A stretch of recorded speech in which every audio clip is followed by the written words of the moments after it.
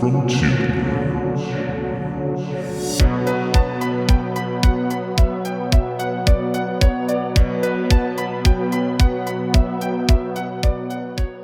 Hey Tubi friends! Welcome to a brand new episode of Tales from Tubi. For those of you who don't know what Tales from Tubi is, this is a series I do over here on the show where I dive through the good, the bad, and the ugly of Tubi to find you those diamonds in the rough. And it's more rough than diamonds most of the time. It is Halloween. This is the final episode in this month's October Anthologies of Horror. Originally, Drew from The Real Feels is going to join me to do our 1031 Part 3, since we've been dropping those every Halloween. But unfortunately, life happens, and we have to reschedule, replanning something special for it. I had to make a little pivot. So we pivoted to a movie that is celebrating its 10th anniversary. That is Tales of Halloween. And I had to bring everybody's favorite sometimes guest in to talk about this movie. My wife, Kara, is joining us to talk Tales of Halloween, and she couldn't be more excited to do so. Sure. Her excitement really lands with 10 stories within this anthology film. I was down for 5. But we'll dive more into that here very soon. Before we dive into the movie, if you are in the Cincinnati area, come out to Frightful Fridays on the third Friday of the month. So thankful to be partnered with the Esquire to host a horror screening each month. Our screening for November on November 21st is Fright Night from 1985. And tune in shortly because we'll be doing another Versus. We are. We're going to be doing a Fright Night Versus very soon. But come out on November 21st at 10 p.m. to watch Fright Night. It's going to be a blast. All right, let's dive into Tales of Halloween.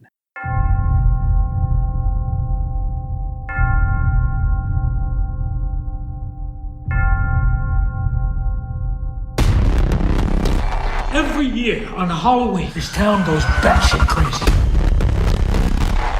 Trick or treat.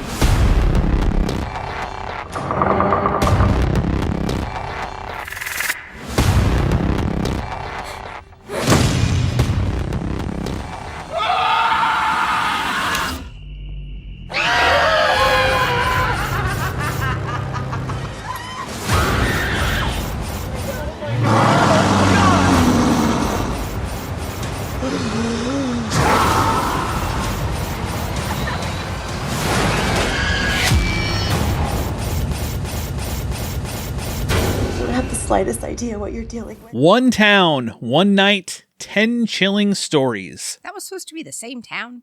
Ghosts, ghouls, monsters, and the devil delight in terrorizing unsuspecting residents of a suburban neighborhood on Halloween night. This creepy anthology combines classic Halloween tales with the stuff of nightmares. This came out in October 2015, so we're at 10 years with it. There are 10 directors. I will go through the directors as we talk each segment instead of just doing this giant list here at the beginning. For me, I'm a fan of this movie. I've watched it countless times. I love watching, especially during the Halloween season. It's just full of fun stories. And I thought, you know what? This is 10th anniversary. I love Tales of Halloween. What better person than to have you come talk about Tales of Halloween with me? And you were like, yeah, sure, why not? Let's do it. Note for the audio, I'm sitting over here shaking my head and looking down the whole time he's saying, it's great. It's 10 awesome stories. Well, Are they stories? Maybe all 10 aren't awesome. Let's just say that. I love a horror anthology films. There's many of them I really enjoy. Like with any anthology, some stories are definitely way better than others. But I feel like this has, out of the 10, there are more that are better than that are like, personally. There are several that I enjoyed. I'm a reader. You're a watcher. Mm-hmm. So when we're looking for story, I'm looking for an actual plot. A narrative, long form. It doesn't even need to be long. Okay. There should be a point. There should be some through line of something. And there were at least 3 there that I was like, where are we going with this? We aren't. There was no point whatsoever. I could see that. And I probably know which ones you're talking about that have that. And to answer, like you said the synopsis, this is supposed to be the same town. We'll get to towards the end, but they do mention it because in the police They do. Yeah. And they harken back to a few things. But I think that should have been made obvious because even you were like, yeah, I guess it's supposed to be. I mean, if you don't even know this and you've watched it upwards of 10 times. All of them don't feel like they are the same town. Correct. There are certain times where it doesn't like, oh, I've seen those little kids before. Yes. And there are other characters that kind of pop here and there. Exactly. But yeah. And that ties it together. But then there's other ones where I'm pretty sure they've gone back in time. So I guess I don't need to ask quick thoughts on the film. You kind of gave like, yeah, there are some stories that are good. You didn't love the narrative on a bunch of them. They didn't kind of have It didn't have a narrative. Fair enough. Well, we'll kind of set this throughout the film. You get the occasional like a voiceover, like it's radio announcer. It's played by Adrienne Barbeau talking about the town, and it feels like you're listening to some radio show as you're going into some of these stories. She doesn't talk in between every story. One story will just end sometimes, and then it's something new, and you're like, wait, okay, Anyone yeah, we're on a new one. Delilah? It reminded me of Delilah coming on and talking to the town before. Delilah? You didn't ever listen to that? Oh, I do know what you're talking about. Yes. That's sure. what I thought. It's going to go right into soft rock. So we can think of every one of these as a different soft rock song for you then? Ooh, would that make it? Then we could make a soundtrack. All right, ready to dive into each one of these 10 stories? We'll talk a little bit about each one. I mean, I'm sure some we might talk a little bit more than others because some of them are just, okay, it's some quick. Some of them are really short. Yes. So our first story is called Sweet Tooth. It's directed by Dave Parker. And this is basically like the urban legend of Sweet Tooth. You need to leave some candy out for Sweet Tooth. And I liked where they started going with this. Mm-hmm.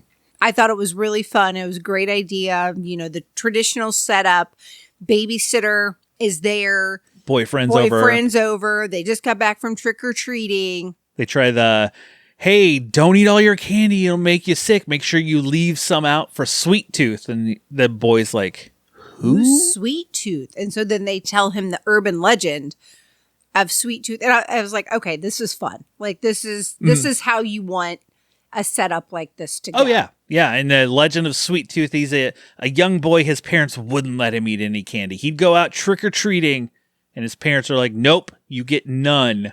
Give me all your candy. And then he snuck downstairs one night to find out what happens to it all, and his parents ate it all. And the thing that I found funny is, you know, they eat all this candy, and they're like making out. They're making out. Like they're doing all this stuff with this candy, and they pass out on the couch with like chocolate all over their face. And in all of these people do not know how to eat their candy in a nice way. They do not at all. And I don't quite understand. Is their chocolate different than ours? Because it doesn't melt that fast. Maybe when you're eating that much and the way they're make it out. Maybe I mean, but all of these, they're not all making out, no, but they're all covered in chocolate. Everyone eating candy in these stories, they eat it like they're a wild animal. I don't think Reese could get that much chocolate on him, and our child has been known to get food behind his ears when he hasn't been eating anything. Yeah, I mean, there's a few other ones where they're like, "Have you been fed lately?" Seriously. Because you're just like, all you hear is. But anyway, he comes down, sees his parents had eaten all the candy, passed out, and he gets a piece of candy and is like, I've never had candy. I'm going to try this. He tastes it and goes, oh, this shit's good. I'm going to eat more. So he eats whatever's left and then is like, I want more. So what does he do? He goes ahead and cuts his parents open. Well, he killed his parents first. Well, and then ate the candy. Well, he tasted one first. Yeah, and then killed his parents. And then he was out of candy, wanted more, and then thought, oh, I'll cut We my should parents cut them open open. and eat the candy out of their stomachs. There's It's still there. so many things wrong with that entire idea. I don't know where to start. But he had the perfect shot for the neck, and he went for like the middle of the skull shot. Because it just looked kind of cool. You see the But I stick in the head. I don't know. I thought just the clean, and then like you could have done that to Dad. I love the sound effects added. But then after the story, we come back, and is it Mikey? I think his name I think is his name's Mikey. Yeah. The little boy Mikey is just like, whatever. Like, it's just a story to scare me kind of thing. He goes to bed, and then his babysitter and boyfriend eat all the candy. And they don't do it on purpose. They're just eating. And again, they're eating, talking, and they're like watching TV. Yeah, they're watching Night of the Living Dead because in most horror movies, the dumbest horror film ever made. No. Do you want to continue being a sometimes guest? Do you want to continue having me fill in? Touche. In horror movies a lot, you'll see Night of the Living Dead playing on a TV a ton because it's in the public domain. You can just play it wherever, whenever. I will retract that statement because I've watched Ginger Dead Man. So, not the dumbest one I've ever seen. And for the time when it was filmed and shot, I'm sure that it was perhaps creepy. Ginger Dead Man and Night of the Living Dead aren't even on the same plane together. I said it was the stupidest. I'm reserving that title. Okay. Well, we're going to go back to the babysitter and the boyfriend watching Night of the Living Dead and eating all the candy.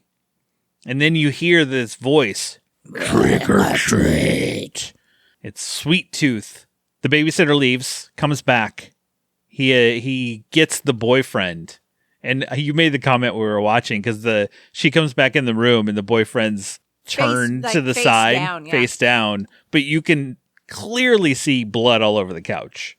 And you made the comment of like, can she not see the red everywhere? Bob or whatever your name is. Paul. Billy, wake up. Why aren't you talking? It's time to go. And she flips him over and he's got like his intestines hanging out of his mouth because they ripped him out. They wanted the candy out of his stomach. He wants the candy because they ate all the candy and Sweet Tooth wants the candy. Candy in my That's right.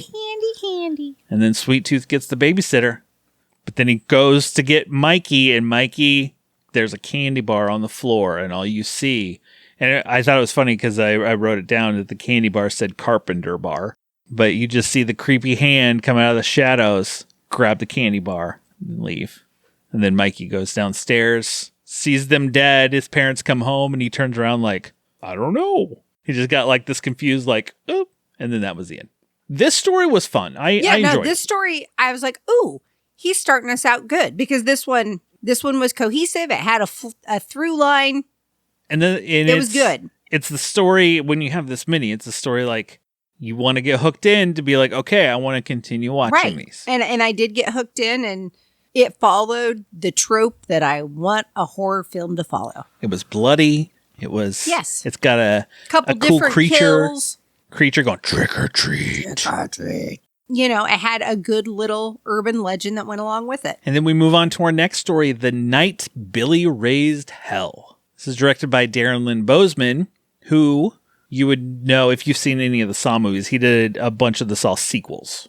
I have never seen a Saw movie. I thought you've watched at least the first one. I have never seen a Saw movie. Coming soon to the podcast near you, everybody. Stay tuned. But this one is about little Billy. He's out trick-or-treating in his little devil costume, and he's getting tricked by his brother and friends to... Everybody, I know I did growing up. I'm sure you did growing up. There's always that one house that's like the creepy house that you don't want to go by. This is that house. In the house itself isn't creepy. It's just, this is whoever it is that lives there. Old Man Bob's house or whatever. Dared him to go up, and he was going to egg the house. And right before he did, he got stopped by the guy who lives there. He takes the egg, and his brothers run away and hits him. But then he brings little Billy into the house. Actually, I think it's not brother. I think it's boyfriend of sister. Boyfriend of sister? Okay. Yeah, because he's talking about how hot Billy's mom is. That's right. And if that's brother. That's right. That's right. Mm-hmm. I retract. Because even we get inside and we realize right away that creepy old dude. Creepy old guy played by Barry Boswick. Really? That's who that is? Mm-hmm. And you could tell pretty quickly that he's the devil himself that he brought in, because he even makes a comment, it's like, nice costume. He even makes a comment about his mom, about is she going to wear those costumes again this year? And then it's like and he like raises his eyebrows. Yeah, and it's like the cartoon sound when he raises his eyebrow, like ding, ding, ding. I thought this one was really goofy entertaining. It was very goofy entertaining, because then it cuts to, you just see what you assume is him taking Billy around the town doing... Well, he makes the comment, you're going to have a real Halloween tonight. Yes. He's taking Billy out to raise hell, is what you think. Mm-hmm. He has the devil costume. He's running around, and they're just causing all kinds of mayhem. Think of every trick you've seen done, leaving a flaming bag of poop on the ground. Except they... bear. Yeah, they put it on top of a bear trap, so when you stomp it, it gets him. Or they're burning ghosts in the front yard of someone. He robs a convenience store. They run people over. They're tagging houses with spray paint, like going through the town, basically just raising hell. Yeah, I mean, causing mayhem and chaos, as the title says. Right, and then you get back to the house and realize it wasn't Billy that was with him. It was like another little devil demon guy. Yeah. And Billy was tied up the whole time. After they get back, the police are after him. Everything, like, the shit's hit the fan kind of thing. And then Billy leaves the house and they have guns drawn waiting for him. And he's like, what did I do? Having no idea. Wasn't he 8? Didn't they say he was 8? Yeah. Something like that. That he did all this stuff. Because you can hear radio chatter and stuff of, like, what's going on and the police. Like you said, this one was just fun. This was ridiculous and goofy, and the devil wandered around commenting on girls' costumes, just like, here, let's try this, let's do this. Ooh, steal the candy. He's stealing candy at gunpoint from people. And then he goes and robs a convenience store. And then this one, if I remember, it's one of the shorter ones, or it just goes so quickly that you don't realize how short it is. It was very short, and it was just silliness. Yes. And then, I mean, we got 10 stories, so these basically end and you immediately jump to the next one. Like, none of them are extremely long to where I'm like, no. Let's move on, because this movie is only 97 minutes long, and you have 10 stories throughout the whole film, so there's not a lot of time to have them super long anyways. Our next one is called Trick. It's directed by Adam Guyrosh. Now, this is, you have just some friends hanging out at home. They're drinking. One guy is smoking a bong. Hey, and they're watching Night of the Living Dead. And trick-or-treaters come. Interestingly, they make a comment. It seems like all we've had are pirates. And in the very first one, little Mikey was a pirate. He was a pirate. He kept that eye patch on kind of long. I was like, why do you still have the eye patch on when you get home? The first one, the woman answers the door. It's just a trick-or-treater. Oh, how cute your costume, blah, blah, blah, blah, blah.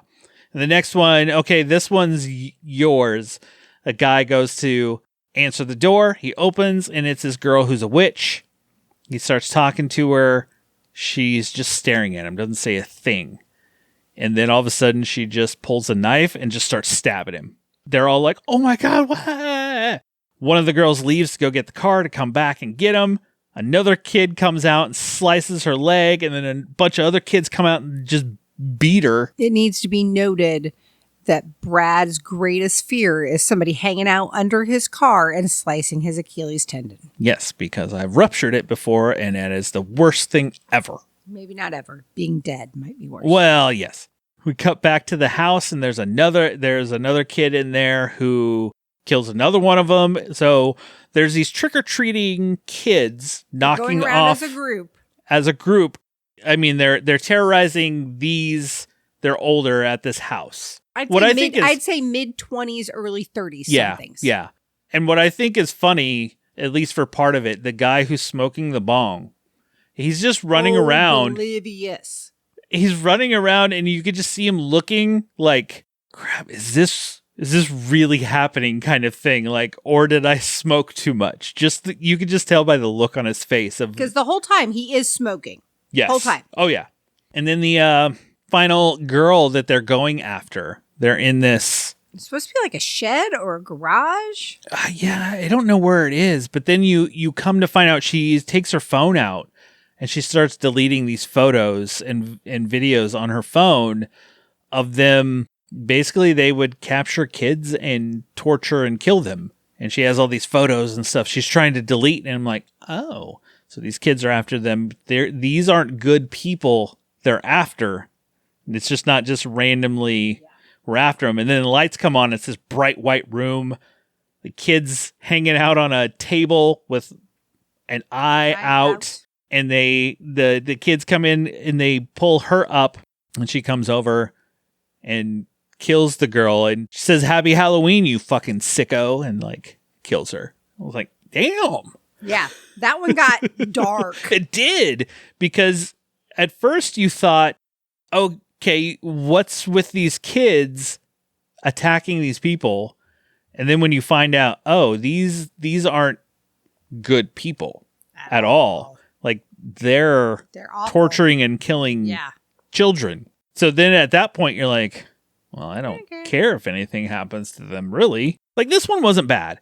It's kind of the middle of the road. Right. And this one moved really fast. It did. It did have the surprise ending, which I appreciated, because I didn't see that coming with what was going on. No, I didn't expect that twist that they were killing people. Yeah, no, I didn't either. So, see, these first three, they're fairly solid. You're still into it. I'm still in. You're like, okay, I can continue this, and you're like, I still got 7 more. Remember, I thought I had 5. I was in for 5. I didn't ask questions, but my mind said 5. You like Tales of Halloween. You said it's anthology. Average, it's, 4 to 5 stories. Okay, cool. That was my thought. And I said, oh, it's 10. No, that was never mentioned until the end. I don't know. Until 8. we were on 8 or 9. So our next story is called The Weak and the Wicked, directed by Paul Soleil. And this is like the Western-ish feeling one with the 3 kids after this one kid. And a lot of scenes, they make it feel like with music, they can make it feel, especially at the beginning. Is this the one that was on the other side of the tracks? Yes. This was dumb. This is the one with the kid. This kid mowing, he's in the alley mowing candy like again. What is up with these people who have never eaten ever? Well, maybe on the other side of the tracks, this is like, oh, I haven't eaten. And I don't know. Apparently, everyone on the other side of the tracks is goth. Yes, because you got the 3 goth kids show up. They start taunting this. They're like the bullies, They're taunting this kid. They pin him down, and the main girl, who is like the leader of this threesome, she has is it a cigar she has in her? Yeah, it's it looks like a cigarette, but it looks like maybe a self-rolled cigarette. And they pin him down and take his socks off, and she's gonna burn the bottom of his foot with it. But then they get stopped with another person that shows up in the alley, dressed in like this helmet with horns and a mask on and everything else. And they're like, who is this? And he keeps quoting some sort of something. Yeah. And she comes up to him and he hands her this paper with this like demon creature on it. Thingy on it, yeah. But then she snaps at one of her little, I'm going to call them minions, one of her little minions. And he comes over and knocks the helmet off. Right before he runs off, you see that you don't see what it is, but you see that there's something etched across his forehead. But before then, you see blood kind of coming down under his mask, and you're like, okay. But then they chase him. They put on their skull masks and jump on their BMX bikes to chase after this kid, because that's what you do over on this side of town, Nothing I guess. like a good BMX bike chase. Exactly. In a 2015 movie. The kid they're chasing, you think he's pinned. He gets away, hops over the wall, and he ends up at this trailer home. It's not a full like mobile home. It's like one of those like travel RV kind of trailers, I guess it would be. And then we get a flashback of exactly when he was younger, these three hoodlums. I'm going to call them hoodlums. I took it to be the same three who were tormenting him now. Yep. They're younger. They burned his trailer, killed his father. He has like the watch that said that was his dad's. Poor dad. And then we come back to catch up to him, and he starts talking more about this creature. Again, he starts quoting something. And saying etched in flesh back to the original form, something. And then she says something about how dare you do it's fortuitous, or it was given that we would find ourselves together on All Hallows Eve again. They beat him up, knock him down. She starts pouring alcohol on him. She's going to burn him, saying the same way that they did the trailer. As she's burning him, she says, "There are no monsters here, just me." And she's pouring the alcohol on him, going to burn him right before she's going to burn him. But then the creature shows up, takes the three out. And I like the creature. I think the creature looks kind of cool because it's with the horns and the big teeth. The creature looks like they couldn't decide if they wanted it to be like an Aztec god. Yeah, he kind of looks that way, yeah. Weren't a fan of the creature. Wasn't a fan of the creature. Wasn't bad, but I was like, yeah, I think you're confused as what you want this to be. And this story, compared to what we had seen the three before this, felt out of place. It did. Because it was like, it didn't feel like we were in the same, if it was supposed to take place in the same town, I know it says other side of the tracks, but it didn't feel the same. It wasn't at all terrible, but it just didn't feel the same. The other three I could buy were happening in the same town. Yes. It was very definitely Halloween night. It was very definitely, okay, there's little kids going around. Some of the neighborhoods are busier than others. What is truly Halloween? Exactly. This one really could have been any Tuesday night in an alley. Yeah. Minus a kid eating candy. No other people. There's no trick-or-treaters. No, it's just the hoodlums that I call them. The kid eating the candy at the beginning and then this other kid. That's it. Nobody on this side of the tracks, I guess. And they're even in what would be a populated area at different points. I mean, we're at 4 now. This, at this point, is the weaker of what we've seen. Agreed. Because the other 3 were just, they had positive things. Yeah, they had positive things. The first one had a cohesive storyline. It was what I expected from a horror film. It hit all the high notes. Second one was just silly, goofy fun with some murder thrown in there. It's fine. And then the last one had a great twist at the end that I didn't see coming. Yeah. And then we get to, let's burn the bottoms of his feet and call in a demon from somewhere. By carving some words. Oh, the twist with that. I guess it's kind of a twist. The paper he hands her, right? It flips over and it's got the whole whatever he's been saying. Everything that he has to do to summon this demon to kill them. So yeah, this one, it was fine. And then we move to Grim Grinning Ghosts, directed by Axel Carolyn.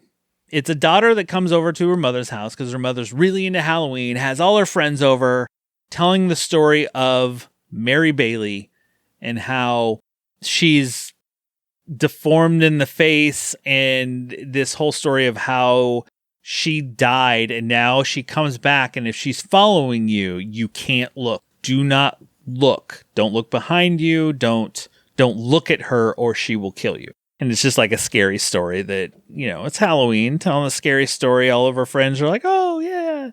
The mom's played by Lynn Shay, who's been in so many horror movies. So many things, yeah. And throughout this entire anthology, there are a lot of cameos. I know. Cameos, Easter eggs, just little things. Some of the people, like in this one of the guys is Mick Garris, who is a horror director. Barbara Crampton was the witch lady. After the party, the daughter goes home. She's driving home. Her mom even makes the comment of like, you're still driving that hunk of junk. She's like, yeah, I like my car. But she's driving home. She's had a little bit to drink, so she's kind of like not fully paying attention. She's looking in the rearview mirror, wiping her eyes. Yes, and almost hits a car. So she slams on her brakes. Car roars by. She almost slammed right into a car. And then her car, I guess, when this happened, died. And then she can't get it started because that's what happens in horror films. Right. The car doesn't start. So she decides, I'm going to walk home. As she's walking, there's trick-or-treaters. I think you see some of the kids. She kind of passes by. You could tell it's cold. But then this shot where it's just her on the road, backlit, and it's like almost foggy behind her. You even made a comment. Yeah. Like the cinematography was actually really good. It looked really cool. And then you hear the noise. Yeah. You hear noise behind her and she's like, oh shit. Don't look, don't look, don't look. And then you see a shadow in that fog kind of coming behind her. And in the way it's kind of just over her shoulder and you just see that shadowy figure of whatever it is. And in my mind, I'm like, I kind of want her to look to see what happens. But she doesn't look. Mm-mm. She keeps going. She keeps walking. She makes it to her door. She makes it all the way home. Side note, I really liked their door. I think we need to repaint our door. Okay. I don't remember what the door looked like. It had a knocker on it. I know that. Green. I don't know. Okay. Anyhow, I liked it. And then she finally gets her door unlocked. And she's tried and tried to unlock her door. And she drops her keys. The telltale of Mary Bailey is that she's going to make this laugh. She doesn't hear the laugh, and so she assumes she's fine. So before she steps through her door, she turns around and looks at where she is, and then she goes inside, shuts the door. Her dog comes in and scares the living daylights out of her. She's like, oh, it's just you. And then they sit, and I don't think they eat candy, but they're sitting on the couch watching. She takes a shower and then gets out. And then they're sitting watching. They might be watching Night of the Living Dead. They might be. It's a through line. Night of the Living Dead is on TV for everybody on this night. So there you go. And it's obviously the only channel the town has. Yes. She kind of looks behind her, and every time it does a good job setting up that, like when she gets out of the shower, she has her medicine cabinet open. So when she closes it, you're like, oh, crap. She's going to close it. And behind her, it's not there. Not there. And then she, I think it's when there's another thing. Maybe it was the door closes or something. Yeah. And you're like, uh-oh, this could be it. Nope, it's not it. So it did a really good job of like, is it her? Is it going to happen? Is it going to happen? She looks behind her on the couch. Nothing. And she just turns. And then she sits back. And as soon as she sits back, Mary Bailey's right next to her. She's like bald with like wide, nasty big mouth. And yeah. And then it's over. This one was good. And it was really fast. But again, it was another of the here's an urban legend and let's see it.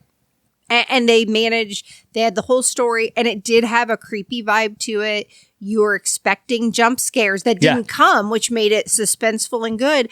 I think this one was all in 9 minutes, maybe. Maybe. It was short. It was very short. It was. And after the one we got before it with the demon and the whatever was going on the other side of the tracks, this kind of brought it back up. So you're like, okay, we're back to an urban legend, fun little story. Okay, we're back in. We're 5 in. We're halfway in, and they kind of bring you back up. I thought we were done. No. But wait, there's more. And now we're going to get to what I think was the one that I had the most commentary on. Ding Dong, directed by Lucky McKee. This is the couple who the woman is a witch. And no, it wasn't this one. This one. She's very upset about trick-or-treating. Whoever directed this one was dropping acid. This one's, I'm just going to say it, real fucking weird. Yes. 1,000% yes. I think it's the scenes because this woman's upset. She wants a child. She can't have a child. She hasn't been able to have a child. So during Halloween, she gets really upset. Their house is supposed to be, she's supposed to be the witch from Hansel and Gretel. Yes. But she let Hansel grow up so that he could give her a child. Anytime she's a witch, just the cut, she has multiple arms, she's all red, and then the way the fire comes up, and it just, for me, it kind of took you out of the story anytime it cut away from that. Oh, it did every time because it was cartoony. Yeah. Very cartoony. The few times when they had her starting to change, like when she was going to grab a child and her hand turned red. Yes, that was cool. I was fine. I had no issues with that. And then it was like, oh, I can change this back. But the complete shift, and it was always a shift in perspective as well, didn't work. And the whole time you think, oh, this poor guy, he's stuck in this, basically an abusive relationship. Very much so. This Halloween, this first one that we see, she's upset, and he dresses the dog up like Gretel. She says it's Rapunzel. She thinks because it's got the braids, and he's like, no, it's like Gretel. You know, like Hansel and Gretel. She's really upset, and she hits him or whatever. She gets angry. We do the weird like witch scene, and then we go to the next Halloween where she seems much happier. He's dressed like your textbook Gretel. Hansel. Oh, Hansel. Yeah. Yeah. He's got the little rosy cheeks. He's got the lederhosen on. She's all happy for this Halloween, and because he's like, "Are you sure okay? We should do this? Are you sure?" Because what happens. Is this gonna upset you? She gets all ready. She fixes her hat. She fixes her boobs multiple times. Yes, and you get the close up of the, and I think it even goes, yeah, like it's like a squeak. Answers the door, and they do this whole bit where she pulls hair out of her mouth and with an ear and everything else, and multiple kids. You get kids from the previous stories like the kids that killed the people in the house. I think Mikey's one of them. You see this kid wearing a little like tiger mask, which we will get to that kid here soon. Yes. And then you get a kid who is a little kid that's dressed like Hansel with the little rosy cheeks. No. There's the Gretel girl, but then there's the Hansel boy after that, who's alone. Yes. Because Gretel has mom, and you see it keeps close up on mom holding her, like clinching, like no. You're not taking my kid. And then, weird and then we get Hansel, a little boy all by himself. And he's like trying to tell her, no, not, we can't, don't do it. We can't. I think it's Hansel. I like Hansel. I'm sure you do like Hansel. Hansel. Whatever. But he sees mom and waves her over. Of course she's going to get a little upset about this. Mom's like, oh my gosh, you can't run off on me. Takes little Hansel away. Hansel, whatever they're called. Guess what she does? She's like, she's going to make some cookies at 666 degrees in her oven. Guess who gets pushed in the oven because she's mad? Oh, no, before that. But she's mad because says, I went and saw a doctor because, the kind of relationship we're in, it's not healthy and we should not be bringing a child into this.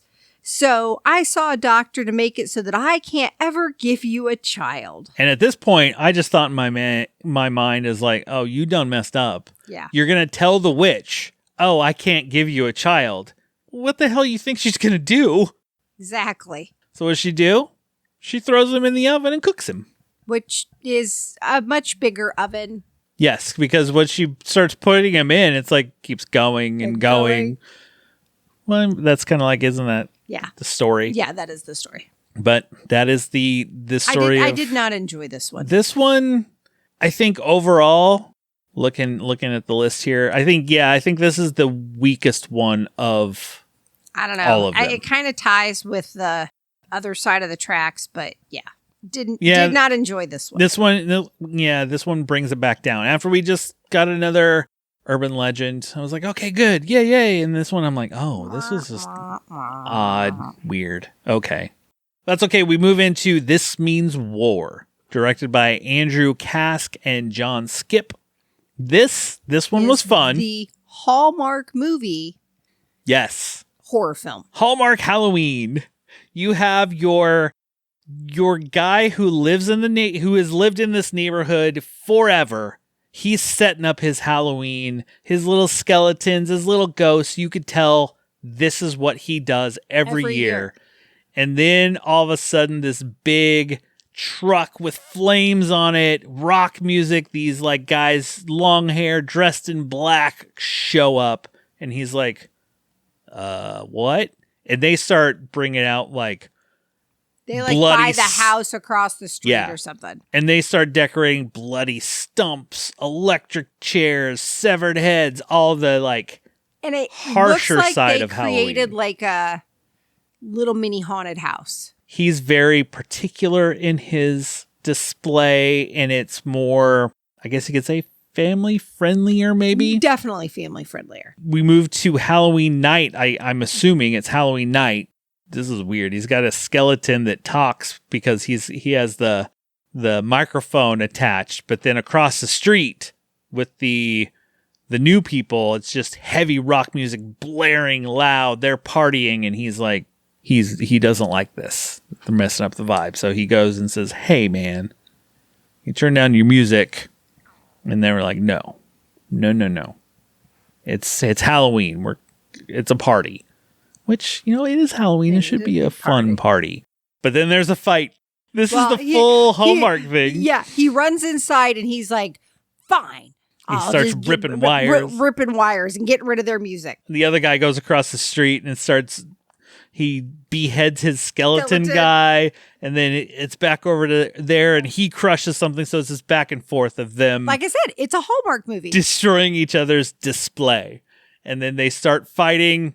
There's a bunch of cameos in this one. You have the trick-or-treaters, other people from the other stories show up in the crowds as they're watching this fight happen. They wrestle and they both end up getting impaled on this stake, like both of them together through the chest. Together, yeah. And then they die. And then the police come through, see it, and start vomiting because they were called for a like domestic dispute. Yeah. One of the police officers, Adam Green, who he directed all the Hatchet films and other horror comedy side things. But this one was fun. It was fun. Another one that was fairly short and it goes quickly. It goes very quickly because it's nonstop action. It doesn't take long to figure out what the beef is going to be, who the beef's going to be with, and they just move right into it. Yeah. And you even said, you're like, this is a Hallmark movie. And then you're like, we should make some Halloween Hallmark movies. I still think that would be really fun. I think that's a market that they haven't dipped into. After this last weird story, this one brings us back up and we're like, okay. Back in. We can ride in. And you're sitting there going, how many more we got left? Uh-huh. I think this was the point when I was like, is this almost over? This next one, I don't know if this next one's my favorite, but it's definitely towards the top. And this is Friday the 31st, directed by Mike Mendez. And this is the one with the Jason-esque character chasing down Slutty Dorothy. It's all cliched up to this point, like running through the woods, and you have this big masked killer out in the Scarecrow. Woods. Well, he's supposed to be the Scarecrow. But they set it up like he's Jason because they have his mom's head inside and other things. Like, he's your masked killer that you've seen. Sure. And she's running from him to get away. And where would you run but the creepy wooded shed out in the middle of the woods, right? Yeah, why not? Guess what you found in there?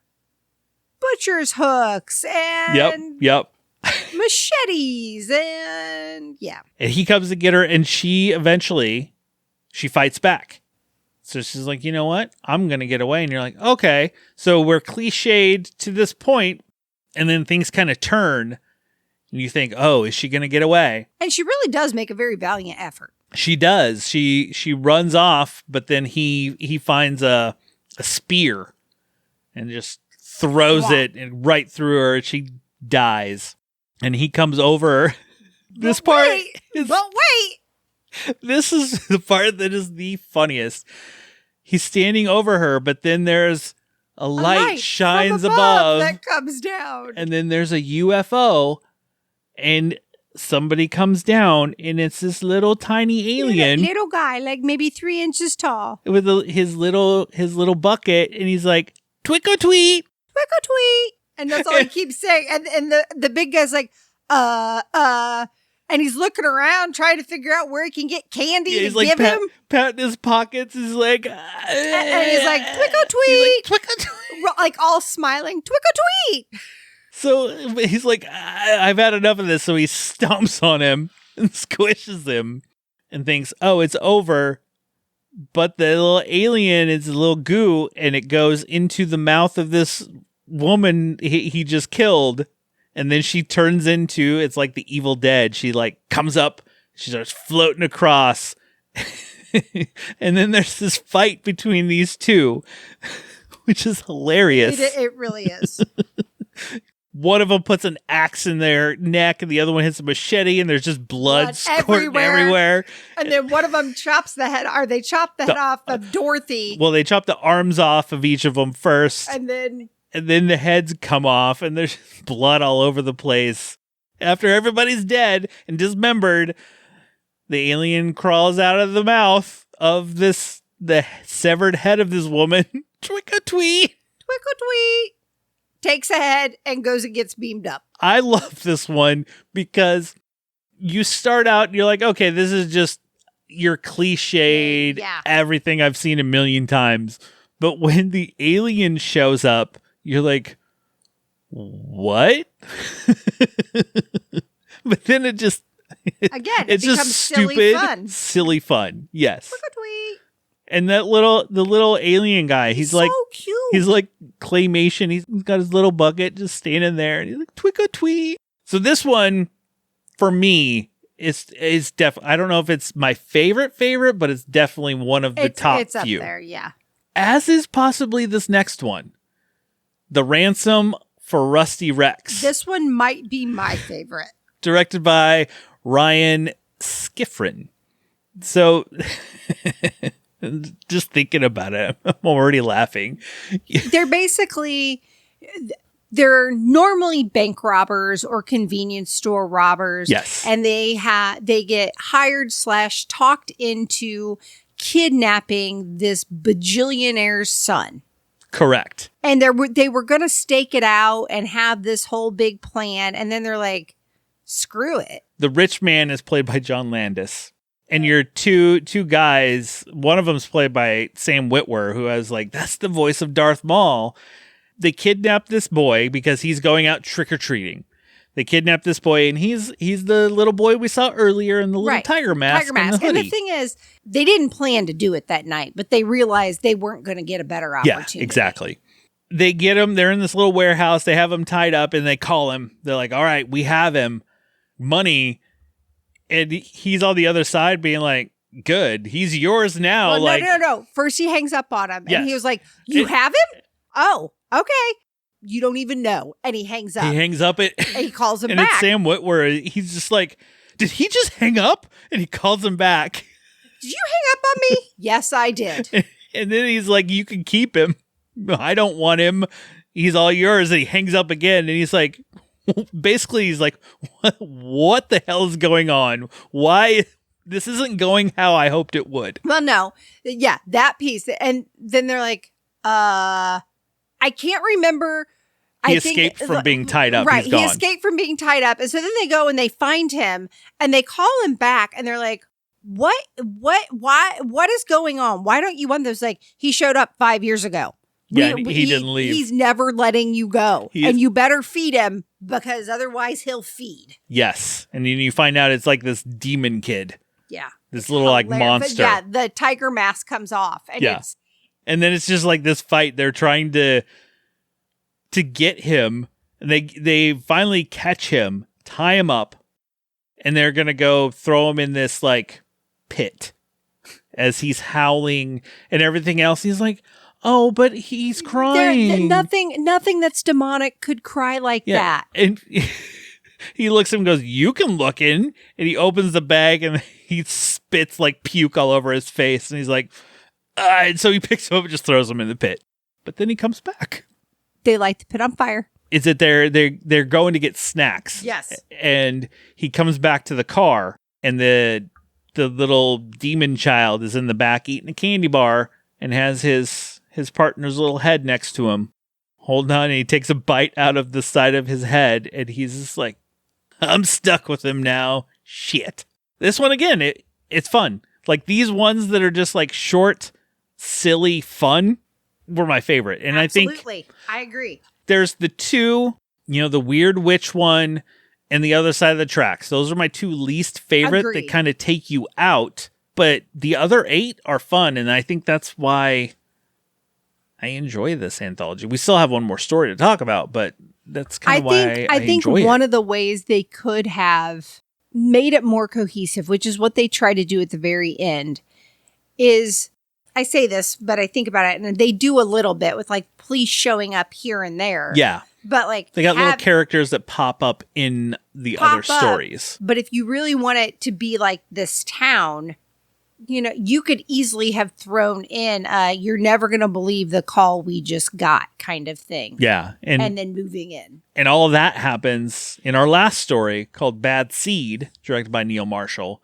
about a killer pumpkin that is terrorizing the town. As you said, the fakest pumpkin you've ever seen. They're carving pumpkins, and you're like, this is the fakest pumpkin I've ever seen. Yeah. And I wrote in my notes, I said, never trust a fake pumpkin. The woman leaves the room and comes back, and the pumpkin's eating the man's head off. Yep.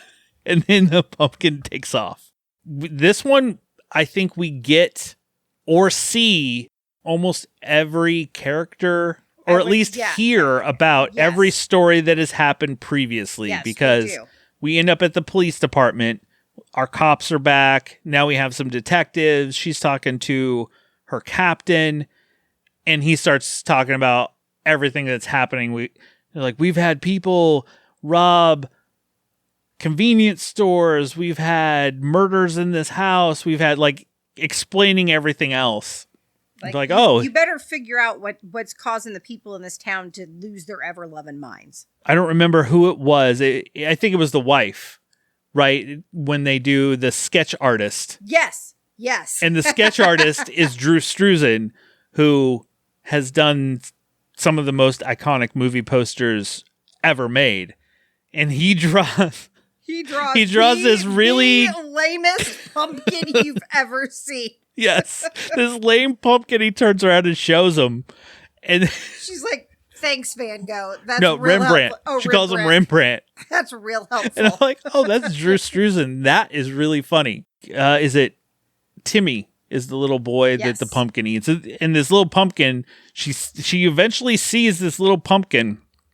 He's not really that little of a pumpkin. He's not at all. Scurrying around the town because it's terrorizing. She sees him because there's all these people yelling and screaming, and it's coming through the streets. It is driving, or not driving. It's like hovering across the street using its little vines. Its little vines to like wiggle around. And it jumps on the hood of her car. I don't remember how she she eventually ends up at a factory.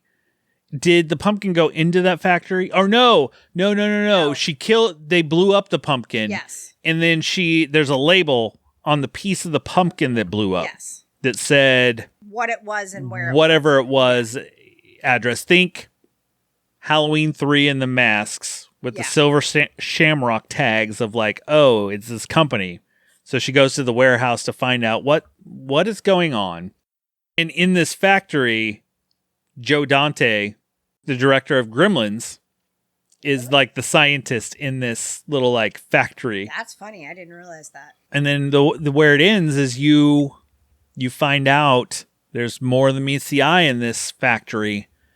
They have a whole host of more pumpkins that are being grown to ship out to everybody. Ritual alive. So unlike Halloween 3, where it's the masks, this one, they're going to send out pumpkins to kill everybody.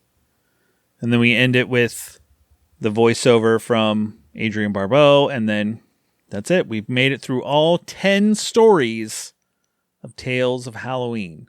Besides having too many stories, what did you, like, honestly, what did you think of the anthology? Really, for what it was probably like 20 minutes too long for me. Even an hour and a half. Yeah, even an hour and a half. The ones that jumped into it, I was good with.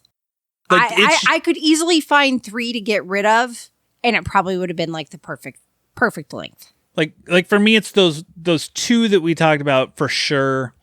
They just brought. I didn't like them. I would cut them. All of the rest of them have an element of humor and not taking themselves too seriously.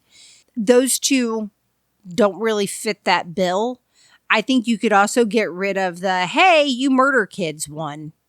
Yeah, and you would have a really solid. Okay, these are good, solid like Halloween shorts. Yeah, this is what you expect out of a Halloween type of movie, or like just little short clips.